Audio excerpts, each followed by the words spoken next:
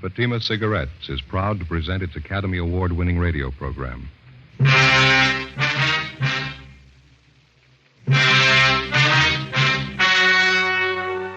The story you are about to hear is true. Only the names have been changed to protect the innocent. Fatima Cigarettes, best of all long cigarettes, brings you Dragnet.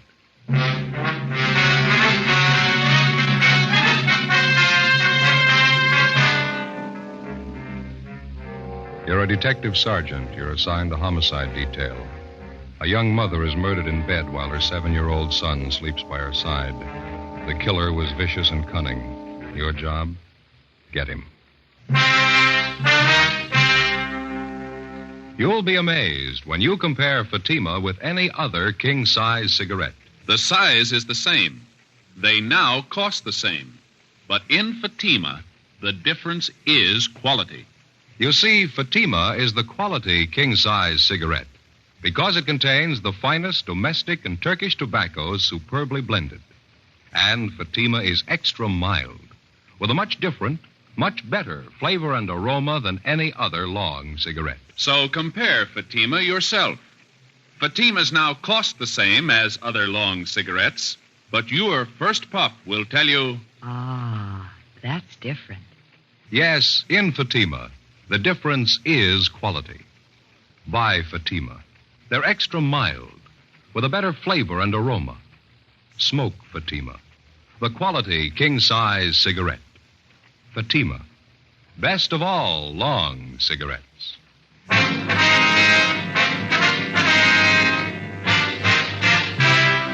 Dragnet, the documented drama of an actual crime.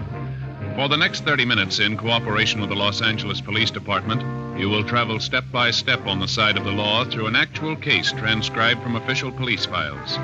From beginning to end, from crime to punishment, Dragnet is the story of your police force in action.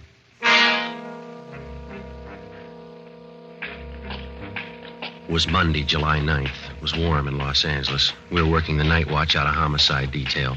My partner's Ben Romero. The boss is Thad Brown, chief of detectives. My name's Friday. It was 11:25 p.m. when we got to 543 West Bixel Street. Front door. Homicide? That's right. This is Friday. My name's Romero. Klein, Unit 69. How are you? Partner's Thomas. He's in with the victim's mother and son. Back this way, sleeping porch. Okay. What's the story? Yeah, really a nasty mess. Looks like a shotgun. Victim's face is half gone. What's the name? Josephine Stevens, 28 years old. What do you got so far? Not much. Her mother's in a state of shock. Talk to the young boy for a minute. Pretty terrible. Here's the sleeping porch. Dear God. Yeah. They got a little kid by her side who knocks the props out from under you. What do you got on it? Seems as Josephine Stevens and her 7-year-old boy was sleeping in the bed when it happened. Haven't been able to fill it all out yet, but from what the youngster told us, it happened about 30 minutes ago. I'd say it was a shotgun, too, wouldn't you, Joe? Yeah, looks like it. You can see by the head of the bed here, it looks like shotgun pellets. Yeah. The screen in the door here looks like it was recently torn. Yeah, Thomas and I noticed that, too. We made an immediate search of the area. Didn't turn up anybody. Backyard, round the side, shrubbery, didn't find anything. Yeah? We were careful not to step off onto the soft earth anywhere around. Didn't want a chance destroying any prints or anything. That's fine. Did you talk to the girl's mother at all, Klein? Very little. She's still hysterical. Doesn't seem to know what she's saying. Couldn't tell us very much. Yeah, well, let's step into the next room, huh? Room's just the way we found it. Nothing out of order. Dresser drawers are all closed. Room hadn't been prowled. No, it doesn't look like the work of a burglar or a prowler. Well, a burglar or prowler wouldn't be carrying a shotgun either, would he? The only thing Thomas and I found were they cut in the screen, the gate around the side of the house there. It was open. Crime lab been called? Haven't had time. Do it right now. No, never mind. I'll take care of it. I want to call in anyway. Do they have a phone here? Right in the kitchen there on that table. Okay, thank you. I figure we could use some help, don't you? Yeah. They're right there to your left. Yeah, I see it. Thank you.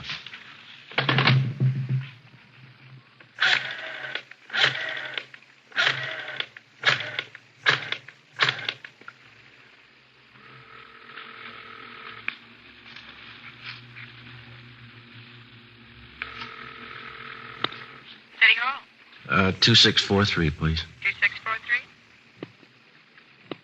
Crime lab, Alan. This is Friday, Jay. Yeah, Joe. We're at 543 West Bixel. Got a homicide. We're going to need prints, photographs, the whole deal, Jay. Looks like the woman was killed with a shotgun. Well, let me double check that address, Joe. 543 West Bixel. Yeah, that's right. You got a phone out Yeah, it's Hollywood 93199. We'll get right on it, Joe. Thanks. Say, Jay, could you transfer me to 2521, please? Right. Operator, 2521. 2521. Homicide, Sanchez. Sanchez, this is Friday. What'd you find out there? Oh, it's a bad one. Shotgun killing. Haven't got too much yet. We're going to have some help. What do you need? We need somebody to cover the area. We don't know what we got yet. Talk to the witnesses, neighbors, cover the parked cars. Right. Will you send out a broadcast for us? Alert all units to be on the lookout for a person or persons with a shotgun in their possession. Take care of it right away. How many men you think you need? Well, at least 4 crews. Could you get them out right away? Okay, anything else? No, I'll fill them in when they get here. Thanks a lot, Sanchez. Right, Joe. All right, bye. Everything okay? Yeah. Klein says we could talk to the youngster. You don't think it'd do any good to talk to Mother, huh? She's still in bad shape. Imagine she'll be all right in a little while, but I think you just wasted time right now. Well, I forgot something. What's that? Forgot to call the coroner. I'll take care of it for you. Well, would you take the boy into the front part of the house for us? Sure. Fine. Then if you'll just call Sanchez down in Homicide downtown, he'll notify the coroner for us. Right. Thanks a lot. Joe, you want to see something break your heart? Now, what's that? Notice the blood on the floor there, leading from the sleeping porch to this bedroom here. Yeah. Look like small footprints, huh? They are. Little boys. Well, let's go in the front room. Yeah. This is a boy, 7 years old, name's Charles. Right. Thanks, Klein. I'll make that call for you right away, Friday. Hello, son. What happened to my mommy? I'm sorry. You better take it, Joe. Yeah. Come over here to me, son. Charles, is that your name? Charlie. Well, my name's Joe, Charlie. Yes, sir. Mr. Joe? Well, it's Joe Friday, son. Mr. Friday, are you a policeman? Yeah, that's right, Charlie. Now, that other man in the uniform, Officer Klein, Yes, sir. he said you might be able to tell us what happened here. Do you feel like talking about it, son? Mr. Friday, do you know what happened to my mommy? Well, that's what we're trying to find out, son. We'd just like to ask you a few questions. She's hurt bad, isn't she? Did she talk to you? She wouldn't talk to me. Grandma and those other policemen wouldn't let me stay in there. Well, can you tell us what happened here? You want me to tell you like I told the other policemen? If you would, please. I wish you'd let me go in and see Mommy. She could tell you a lot better than I can. Well, she's hurt kind of bad, son. We just thought that maybe you'd tell us. Well, we were sleeping in the bed on the back porch. Mm-hmm. We just got to bed, and Mommy was reading me a story. Then I heard this man at the screen door. Did you see the man, Charlie? No, I didn't. Mommy wouldn't let me. Well, how do you mean, son? How do you know it was a man, then? Well, somebody was cutting the screen at the door. I thought it was a man. But you're not sure? You didn't see him? No, sir, I didn't see anybody. It was dark outside. You heard somebody cutting the screen, though, is that right? Yes, sir. And then Mommy sat up in bed. I started to sit up, too, but she wouldn't let me. She pushed me back down and said, "Keep down." Mm-hmm. Can you remember exactly what she said, Charlie? She said just to keep down. That's all she said. Well, then what happened? I heard this big gun, and Mommy fell down on the bed again.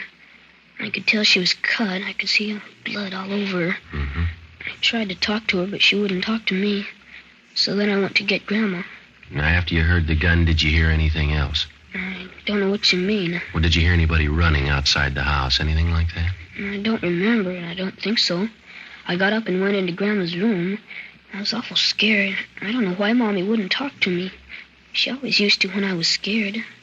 Well, now, can you think of anything else that you might be able to tell us, son? No, sir. I just don't know why anybody would hurt my Mommy. She's so good. She never hurts anybody. Where's your father, Charlie? I don't know where he is.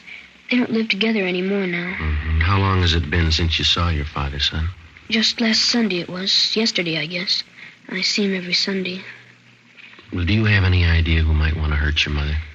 No, sir. Nobody. All right. What do you think, Ben? Charlie, Yes, sir?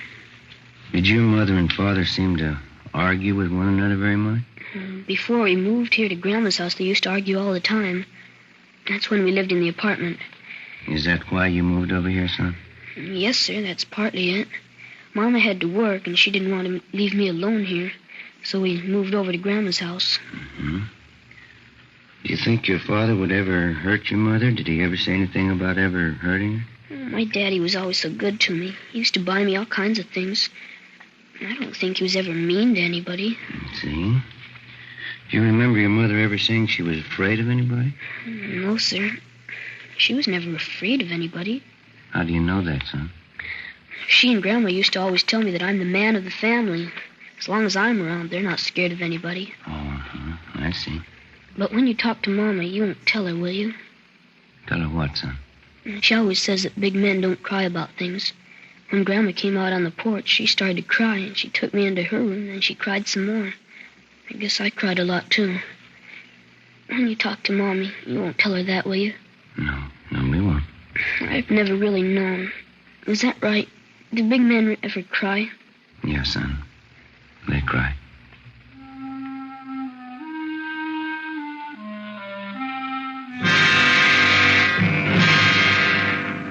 "11:45 p.m. The crime lab men arrived and went to work. They found 3 shotgun pellets embedded in the wall to the right and above the head of the victim's bed. 2 additional lead pellets were removed from the bedstead above the pillow on the right side of Josephine Stevens' bed. This fact, in conjunction with the position of the hole ripped in the screen door, proved that the victim was sitting up in bed at the time of the shooting. This fact, too, showed why the 7-year-old boy lived and his mother died. Further investigation showed that the fatal shot was fired from outside through the hole in the screen door. The search of the surrounding area failed to yield the murder weapon or any additional physical evidence. The neighbors were all checked. They could add nothing to what we already knew. The few who had heard the blast from the shotgun thought it was backfire from a passing car. Units in the area of the murder picked up 14 possible suspects on the street and in the neighborhood at the time of the killing.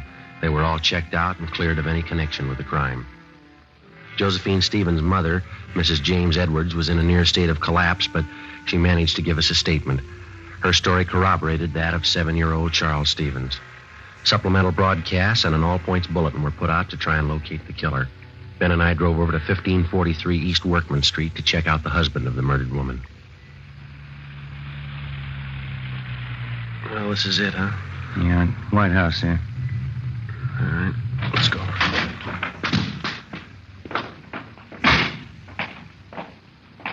Car parked in the driveway. Yeah.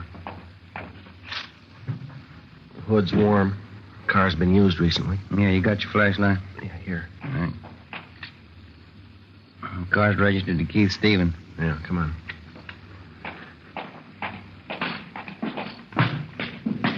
Lights are on inside, huh? Yeah.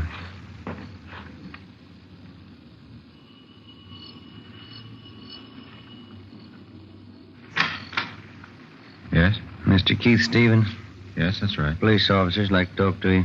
Want to come in? Yes, sir, thank you. What's the trouble, officer? When's the last time you saw your wife, Stevens? Why? Well, when did you see her last? Well, I was over there yesterday. Always go over every Sunday to visit my little boy, Charlie. My wife and I are separated. That's what we agreed on. And that's the last time that you saw her? Yes, it is. Why? Well, I'm sorry to have to tell you this. Your wife is dead. What's that? I'm sorry. You're kidding. She was all right yesterday. There must be some mistake here. No, sir, I'm afraid not. Josephine Stevens. You sure?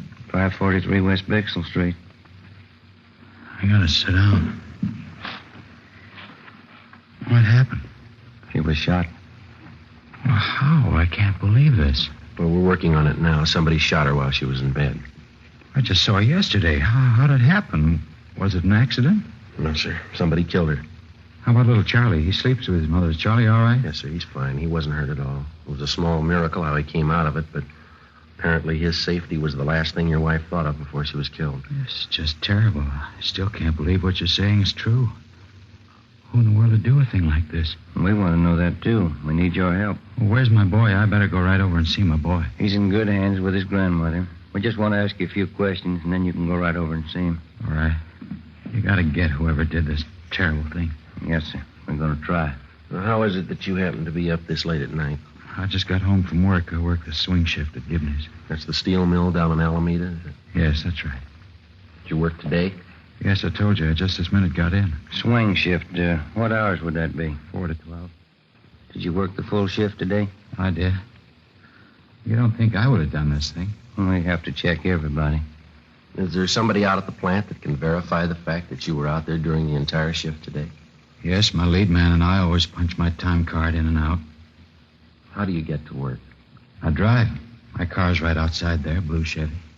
Do you own any firearms? No, I don't. You ever owned any? No, never have. Didn't want a gun around with a boy. Let's see. You live here alone?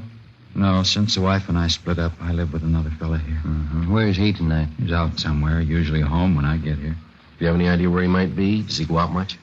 He goes out quite a bit. He's going with some girl. Might be at a movie or something like that. Does he know your wife? Well, not too well, no. I think I took him over to the house one Sunday. He met my son Charlie and my wife. Try to take it easy, Mr. Stevens. Oh, I'm sorry.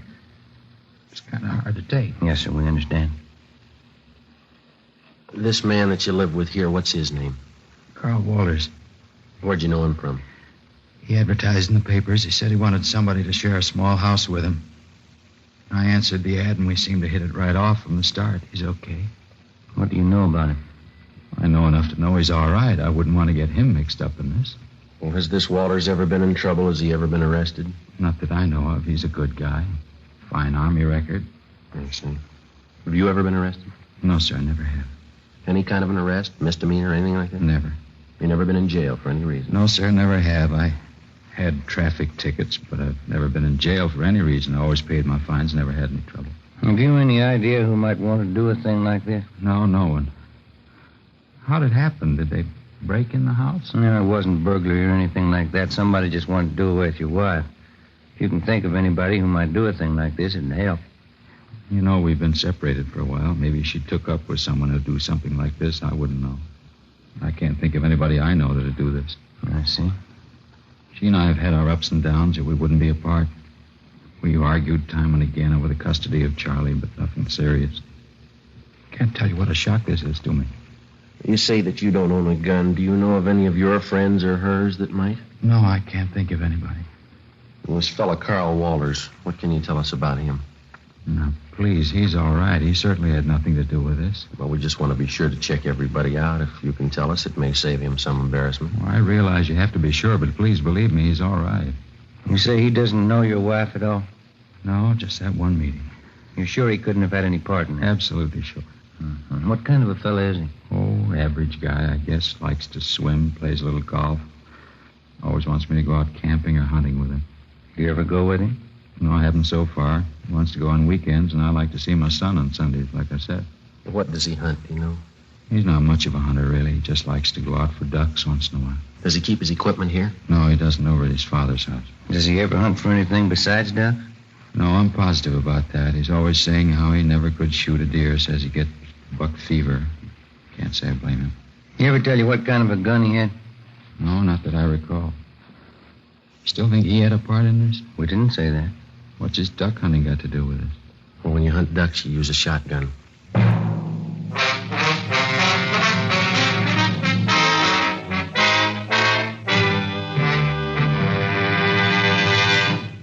You are listening to Dragnet, authentic cases from official police files. And now, let's look at our Fatima files. Listed under K. Kelly, Nancy Kelly, famous actress. She says, Between scenes, I like to relax in my dressing room and light up a Fatima. They have a really different flavor, and they're extra mild. Friends, more smokers now insist on king-size Fatimas than ever before. Because in Fatima, the difference is quality. quality of tobaccos. The finest domestic and Turkish varieties, extra mild, superbly blended, to give you a much different, much better flavor and aroma. Quality of manufacture. Smooth, round, perfect cigarettes. Rolled in the finest paper money can buy. Manufactured in the newest and most modern of all cigarette factories. Quality, even to the appearance of the bright, clean, golden yellow package, carefully wrapped and sealed to bring you Fatima's rich, fresh, extra mild flavor. So, if you smoke a king-size cigarette, compare Fatima. You'll find they now cost the same, but your first puff will tell you, Ah, that's different. yes, in Fatima, the difference is quality. Buy Fatima. Smoke the quality king-size cigarette. Fatima. Best of all long cigarettes.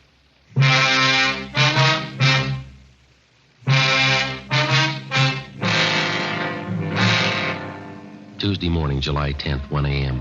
We continued to question Keith Stevens about the murder of his wife. He could add very little to what he had already told us. We made a thorough search of his house and garage. We searched his car. We found nothing that would incriminate him in any way. 1:37 a.m. Carl Walters, the man who Keith Stevens lived with, returned home. We retraced his steps for the night of July 9th. All his time was accurately accounted for. We talked with his father. We were told that the shotgun had not been used for about 10 months, since last duck season. We looked at the gun and noticed that it was covered with lint and had not been recently fired. We talked to the plant foreman at Gibney Steel Mill. He verified the fact that Keith Stevens worked his full shift on July 9th and did not leave his job until 12 midnight. At this point, both men were clear of any complicity in the murder of Josephine Stevens. Tuesday, July 10th, 8 a.m. We made the usual routine check of R&I of the 4 people involved in the case so far. Josephine Stevens, the murdered woman, her mother, Mrs. James Edwards, the husband, Keith Stevens, and his friend, Carl Walters. Here it is, Joe. One package. Nothing on Josephine Stevens or Miss Edwards. That's right. And Carl Walters is clean. He kind of makes a liar out of the husband, Keith Stevens. It's his package. Yeah, or he forgot. Let's see. Keith Stevens. Here's the arrest report, one only. Let's see. It's 4127A. Yeah, picked up in drunk charge. He didn't forget, Joe. This was on June 7th, last. Yeah, let me look at that officer statement, huh? Mm-hmm. Let's see. Above suspect was picked up in the company of co-defendant Michael Duff, booking number 8023. Both suspects were drunk and disorderly at time of arrest. Their condition was such they were unable to care for themselves. No, he didn't forget. Hey, Mary. Yes, sir? Pull this package for us, will you, please? Booking number 8023. Give us a mug if he's got one, huh? What was that arrest date? June 7th, 51. Thank you. Well, it's an outside chance. He lied once. Maybe he'll lie again. What do you suppose he was trying to prove by not telling us about this? Oh. Here you are. Oh, thank you, Mary. It's a little bigger package, huh? Yeah. Look, his R card. He's done time in Quentin. Yeah. 1933, grand theft auto. Did 4.5 years, paroled out in 37. Here he is, back in again on suspicion of robbery. 1946, charge released. Picked up again, suspicion of robbery, released again. Michael Lewis Duff, alias Mickey Duff. Stevens is moving in pretty fast company. Yeah. Look here, this is the guy, all right. Here's that last drunk arrest. See on that we saw on Stevens, June 7th? Yeah, Is there a mug there, Joe? Let's see. Well, there's this one on that 211 arrest in 47. Yeah, I see that one. It's pretty old, though. It's a little worn. Kind of hard to see. We'll check that last arrest report on the drunk charge. Maybe we got one of those auto photo strips. That ought to do it. I hope so. Yeah, here we are. Let's see. Yeah, those auto photos are good mugs, aren't they? Yeah. What address did he give on that last arrest? 5234 West Main. No, all these other addresses are just transient hotels. That Main Street address, the most recent, looks like the best bet. This is probably why Stevens lied about being arrested. Yeah, let's see if he lied about anything else. We drove over to 5234 West Main Street. It was a small 2-story rooming house. We checked with the landlady, and she told us that she had a man registered under the name of Michael Duff in room 20. She told us that he had just walked out a few minutes before we arrived, saying he was going down to the corner to buy a newspaper. We identified ourselves and stated that we'd wait in his room for him. We asked her not to tell him. She went upstairs with us and unlocked the door to room 20. We made a thorough search of his place. It was a 2-room apartment. I searched the living room, and Ben went over the kitchen. Joe, come here. Yeah. Look here. Look, I'm up under the sink here, cradled in the gooseneck of the drain. Yeah, shotgun. Yep. Just a minute.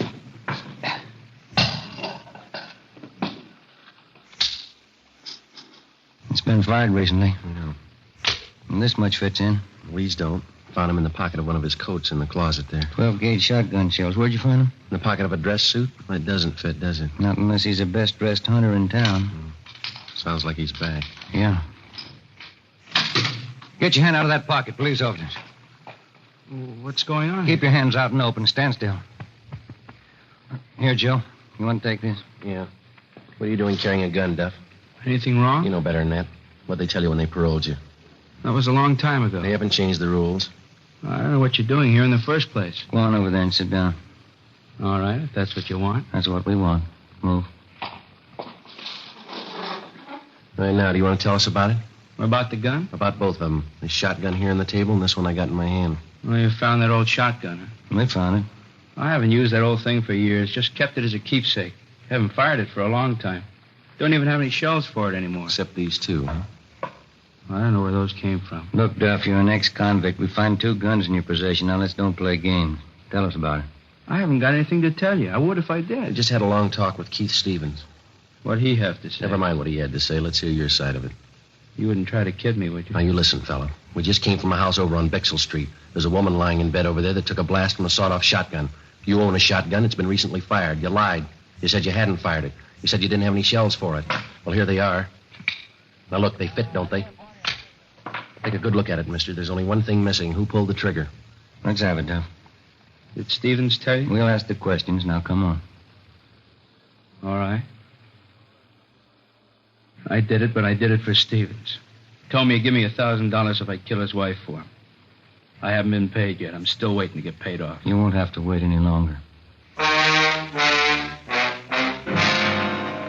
We took Michael Duff downtown together with a murder weapon.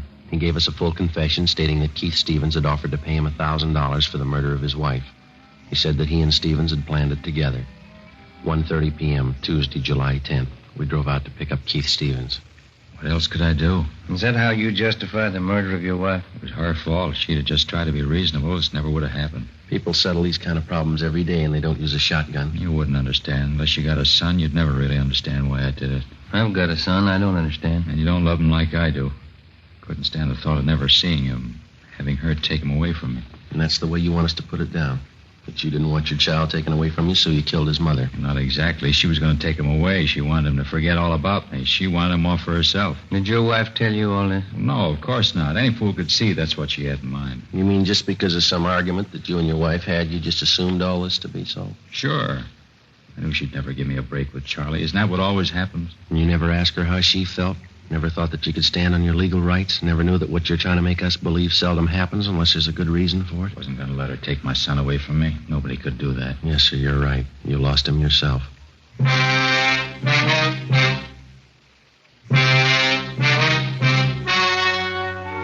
The story you've just heard was true. Only the names were changed to protect the innocent. On October 15th, trial was held in Superior Court, Department 84, City and County of Los Angeles, State of California. In a moment, the results of that trial. And now here's our star, Jack Webb. Thank you. Friends, I'd like you to be the judge while I present our case for Fatima. Now, you've heard me say that Fatima is the best of all long cigarettes. Get a pack of Fatimas and compare them with any other long cigarette. Side by side, I'll admit a Fatima looks the same as any other king-size cigarette. But when you smoke them, you'll find a world of difference. In Fatima, that difference is quality. Quality that gives you extra mildness, a much better flavor and aroma. Compare Fatima, and I'm sure you'll agree with me. Fatima is the best of all long cigarettes.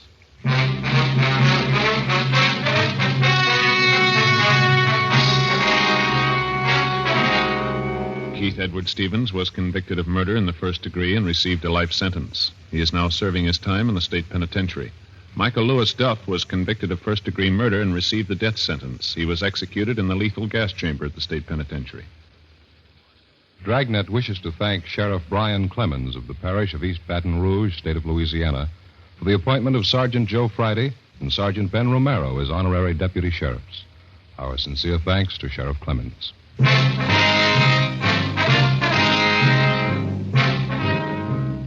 You have just heard Dragnet, a series of authentic cases from official files. Technical advice comes from the Office of Chief of Police W.H. Parker, Los Angeles Police Department.